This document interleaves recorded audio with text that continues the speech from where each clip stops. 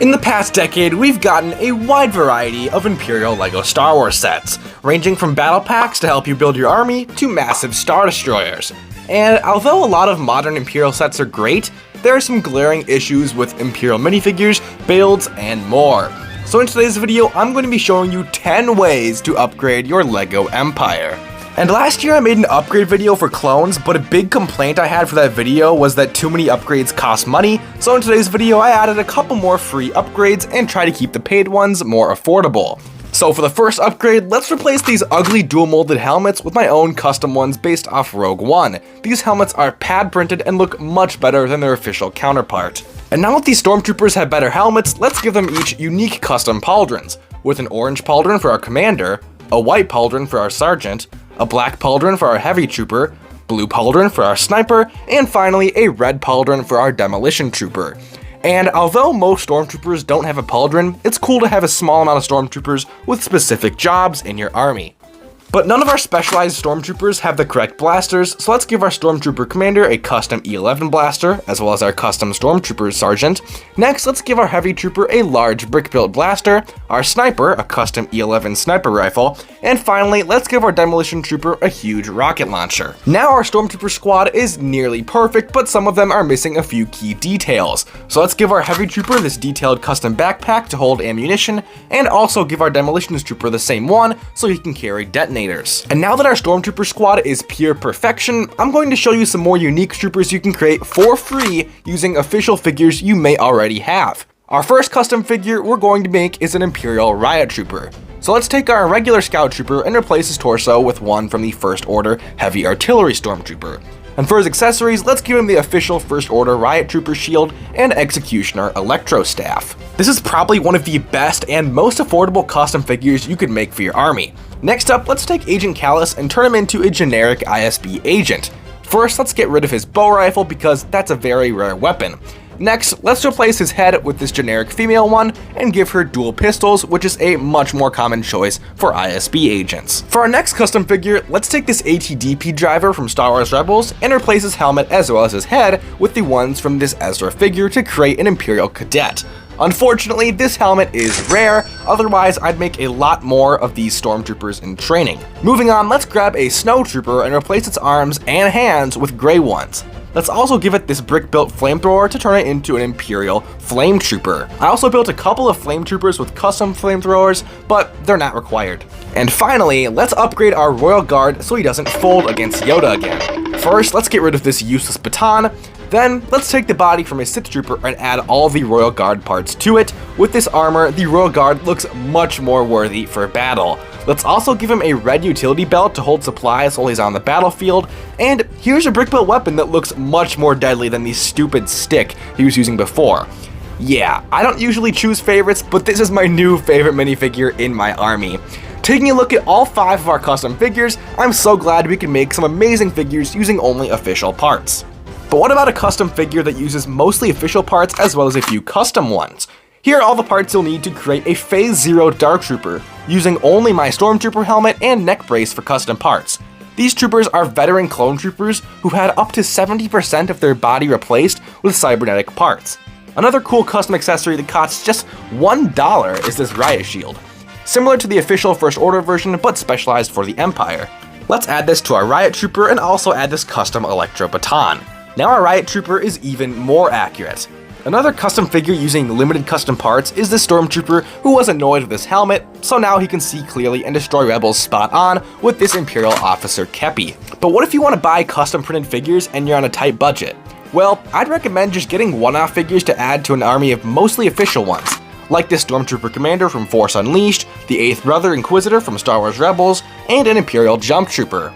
Figures like these will add some much needed pizzazz to your army without completely breaking the bank. Another way to make custom figures that I haven't seen covered very much is dyeing figures. A few months ago, I turned these Hoth Scout Troopers into Jungle Troopers by dyeing all the white parts green. If you guys want a tutorial, let me know in the comments below. Anyway, I think these guys look really cool. And now that we have amazing minifigures in our army, let's focus on some cool alternate builds. Now this first one will require 2 Tantive 4 hallways, but I need to build one more, so I'll be right back. And it's built, so let's put this hallway on top of the first one, and we're done! Yeah, I know, it seems really simple, maybe even stupid, but I really like the idea of having 2 floors to this hallway, and you could even add more sets onto the sides to make it much longer and complete. Here's how it looks with minifigures. On the top floor, we have an ISB agent leading our specialized Stormtrooper squad, and on the bottom floor, we have our Royal Guard captain dueling against none other than Obi-Wan Kenobi, alongside a Flame Trooper and a Riot Trooper. And although technically this isn't an Imperial build, this set comes with Stormtroopers, and I thought it was a good inclusion for this video. To be honest, there isn't a whole lot of Imperial alternate builds nowadays, but the best ones to make by far are TIE Fighters. Fun fact, if you swap the wings for the regular TIE Fighter and TIE Bomber, you get Darth Vader's TIE Advanced and a TIE Brute from Solo: A Star Wars Story. Now, what's really surprising is just how accurate these 2 models look with just a simple wing swap. I might even keep these how they are after I'm done with this video because of how great they look. Especially the TIE Advanced. I mean, the TIE Brute looks okay, but it's a little off, while Vader's TIE Advanced looks like a perfectly refined model. I made the TIE Outlander from The Mandalorian. Now, obviously, as you can see, it doesn't look very pretty when it's in this mode, but this is not the mode I'm going to display it in. Let me show you. The special feature of the TIE Outlander, both in canon and in LEGO, you can actually fold its wings so it can land, unlike your usual TIE Fighter, which needs a Star Destroyer or other Imperial capital ship to land.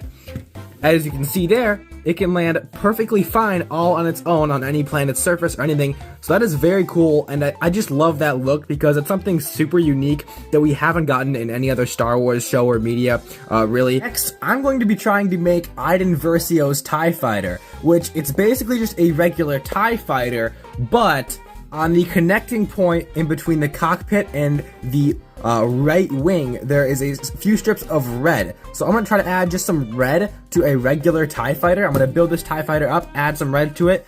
Alright, so I color swapped some pieces and added some different kind of parts to this. So you can see I have some maroon, I have a maroon plate under that, and then there's a maroon tile over that. So it looks a little bit smoother than on this side of the TIE Fighter, whereas there's more studded look, and on this side it's tiled off. And then I also put this kind of rounded piece right there. It's not exactly the same piece as that, but I think it's rounded enough where it doesn't look too bad or out of place, and it sticks out just enough for you to notice it. And then down there I have a kind of LED red looking piece. Just thought it looked nice there. Couldn't really find a maroon piece for that. So yeah, I think this looks pretty decent, but let's get these minifigures out of here and replace them with some actual accurate minifigures that LEGO would probably include in this set.